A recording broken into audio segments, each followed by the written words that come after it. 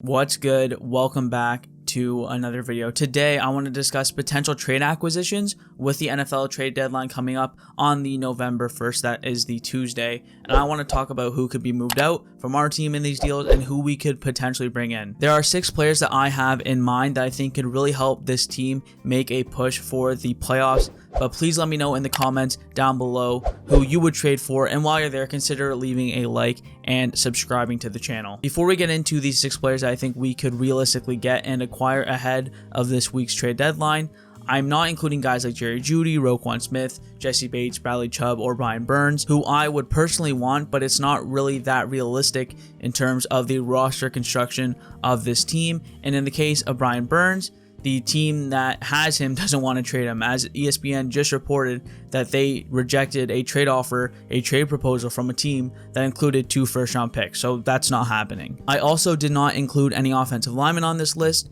like Taylor Moton. If you missed that video, I uploaded a video on why we should trade for him already. If you haven't checked that out, make sure you do. It's in the corner above me. But I did not include any offensive linemen on this list, like Jordan Mailata, Dalton Reisner, and Isaiah Wynn, who are all guys who are rumored to be on the move. But the way Branchell is playing at right tackle, and with the abundance of needs that we have in other areas of this roster, I just don't think it's as likely that we'll make a move for the offensive line, especially given the fact that Miami hasn't given up on their young premium draft selections like Liam Eichenberg. So all 6 players that I have included on this list of guys who we could potentially acquire before the trade deadline are all rumored to be traded or are officially on the trade block, as well as being at a position of need. And speaking of positions of need, let's be clear of what they are.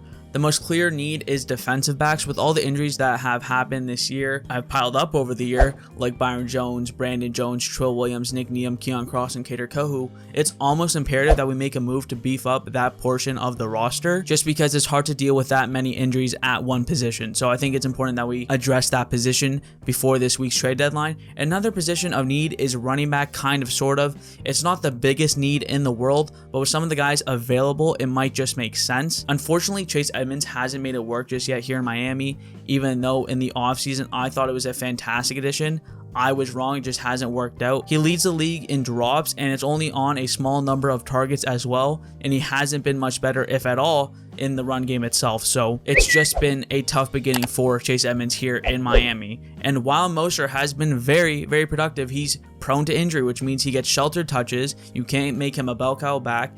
And to be completely honest, after him, there's no one really to go to if it's not Chase Edmonds, which it clearly hasn't been. So with that in mind, there's a couple players rumored to be moved that might just make sense for the Miami Dolphins to trade for. Now that we know the positions of need, what do we have to give up to acquire these types of players? Well, other than draft capital, we have 2 third-round picks. Just as a reminder, there are a few players on this roster that could be moved out as well. First, and the biggest name on this list, is Mike Gesicki, who's in trade rumors himself, as he's playing on a 1-year deal on that franchise tag, and he doesn't have an extension in place just yet. He's also not a perfect fit for the system that Mike McDaniel likes to run, and he has real value on the market. You also have a number of free agent signings from this year that haven't gone to plan, like Teddy Bridgewater, Chase Edmonds, and Cedric Wilson Jr. Skylar Thompson has been just as good, if not better, than Teddy Bridgewater, and is on a rookie contract while the veteran is on a 1-year deal. And Chase Edmonds is a guy who, if you're gonna go out and get another running back, you don't really have a place for him on the roster anyway, so he could be a guy who's moved out. And Cedric Wilson Jr. has been leapfrogged by Trent Sherfield for that wide receiver 3 spot on the depth chart, and we're giving a solid chunk of change for a guy who's wide receiver 4 right now, so he's a guy who could be moved as well. So now that you know the positions of need and the players that could potentially be moved out in those deals, let's talk about some potential trade acquisitions for this Miami Dolphins team to help them in the playoffs. We're in a position to contend this year, and I think it's a year that you can justifiably make some moves to help this team in the now with their push for the playoffs. So just a reminder, all of these guys are actually rumored to be moved or are officially on the trade block. We'll start with the Cleveland Browns, who have 2 players who I would be very, very interested in for this Miami Dolphins team to trade for. First, we have Kareem Hunt, who requested a trade from the Browns back in training camp, and it was declined, but extension talks have gone nowhere, and with 1 year left, it's rumored that all it would cost is a 4th-round pick, and as a reminder, we do have 2 third-round picks as well, so that could be worth it.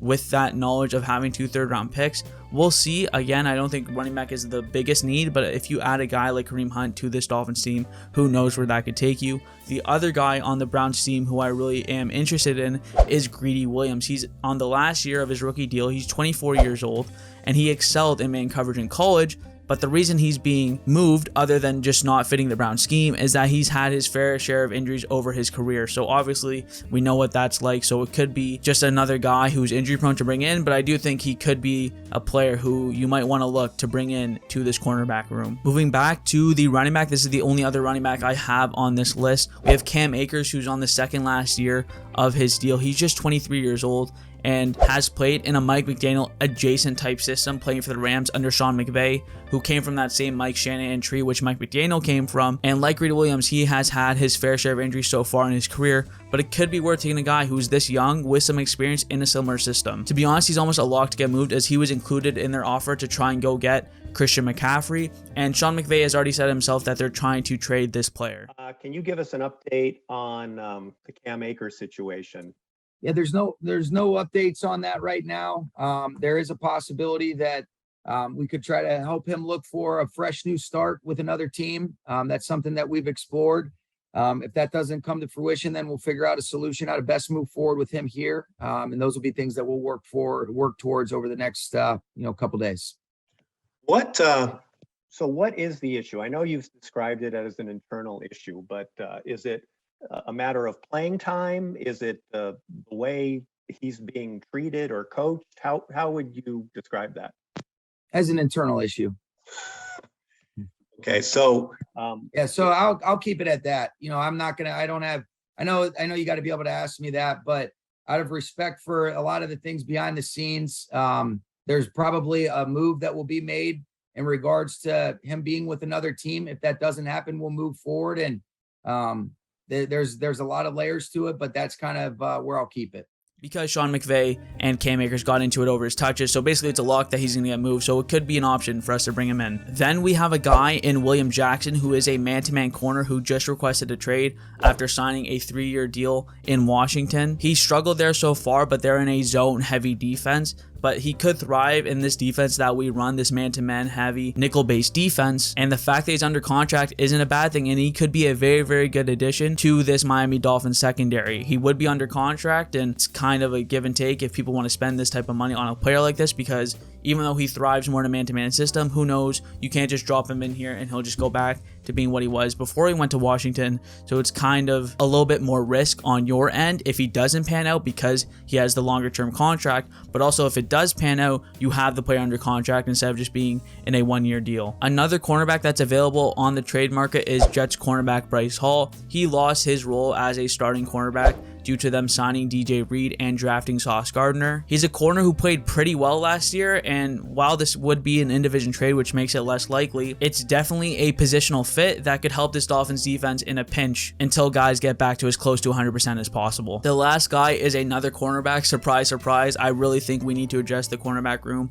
Even if we don't, I still think we're in a fine position, but with all the injuries we've suffered, it'd be nice to get another body into that room. This guy is Sidney Jones. He's being shopped by the Seahawks with the emergence of rookie cornerbacks in Tariq Woolen and Cody Bryant taking off, and then obviously they have Trey Brown coming off the PUP list, and as well they've been starting Mike Jackson anyways, so it wouldn't cost too much, and it could be a band-aid fix for this Dolphins secondary until other guys get healthy. Those are the 6 potential players that I would trade for ahead of this week's NFL trade deadline, which I really think can help this Miami Dolphins team as we push for the playoffs. Please let me know in the comments who you would trade for, and with that being said, thanks for watching. See you next time. Chris Greer, please bring in one of these guys.